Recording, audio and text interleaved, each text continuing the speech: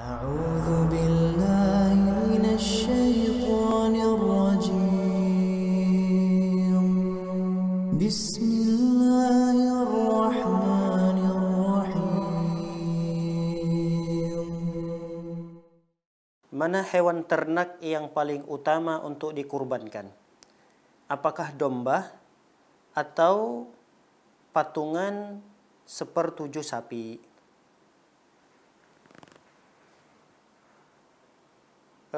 Wallahu a'lam bishawab. Kalau kita melihat perkara ini masih ada saja celah di sana, terdapat perselisihan pendapat para ulama. Namun kalau kita melihat pendapat mayoritas, sebahagian besar daripada ulama fikih menjelaskan bahwa urutan yang paling utama bagi para pekurban adalah satu ekor onta, lalu kemudian yang berikutnya adalah satu ekor sapi, lalu kemudian yang berikutnya adalah satu ekor domba, yang berikutnya adalah satu ekor kambing biasa, yang tingkatan yang terakhir adalah sepertujuh atau patungan sepertujuh dari seekor sapi. Ini urutannya: onta, sapi, domba, kambing biasa, sepertujuh onta, dan sepertujuh sapi. Ini pendapat jumhur berdasarkan dalil keutamaan orang yang bergegas menuju masjid di hari Jumat.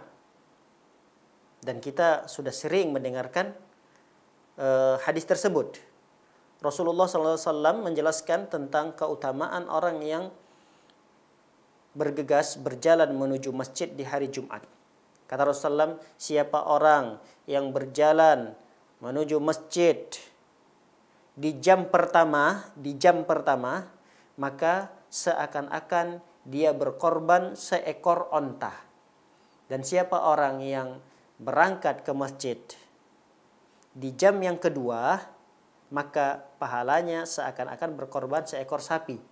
Di jam yang ketiga seakan-akan berkorban seekor domba. Di jam yang keempat seakan-akan berkorban seekor ayam. Di jam yang kelima maka seakan-akan dia bersedekah seperti sebutir telur. Nah, berdasarkan hadis ini kita lihat urutannya. Di jam pertama mendapatkan onta. Jam kedua mendapatkan sapi. Jam yang ketiga seakan-akan berkurban seekor domba.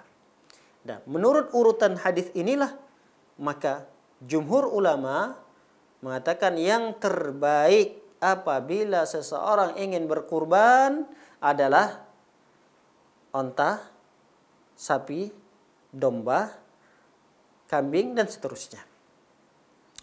Ada sebagian ulama, kalau tidak silap atau tidak salah dari mazhab Maliki, mereka berpendapat bahwa yang paling utama untuk dijadikan hewan kurban adalah domba dulu. Ini peringkat pertama, domba. Yang kedua sapi, yang ketiga onta. Dalil mereka adalah perbuatan Rasulullah sallallahu alaihi wasallam.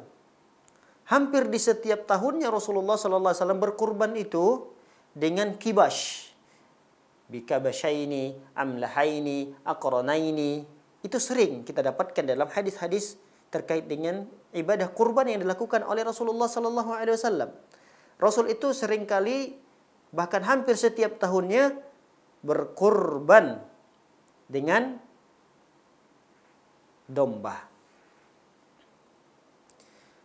Wallahu a'lam bishawab. Dari dua pendapat yang sama-sama kuat pendalilannya, sama-sama kuat dua pendapat ini, kami lebih cenderung kepada pendapat yang pertama.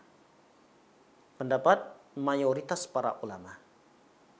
Adapun pendapat yang kedua mengatakan Rasulullah sallallahu alaihi wasallam sering berkurban, bahkan setiap tahunnya melakukan ibadah kurban dengan domba, ini bentuk kasih sayang Rasulullah SAW kepada umatnya. Rasulullah SAW tidak pernah ingin memberatkan umatnya. Sehingga Rasulullah SAW mencontohkan satu perkara yang dilihat oleh ratusan bahkan ribuan para sahabat ketika itu, mendengarkan hadis-hadis ini, bahkan sampai juga hadis ini ke telinga kita. Rasulullah SAW berkurban dengan domba. Supaya apa? Supaya memudahkan dan tidak menyulitkan umat Nabi SAW untuk mengerjakan ibadah kurban. Seekor domba tidak lebih berat daripada berkurban dengan seekor sapi.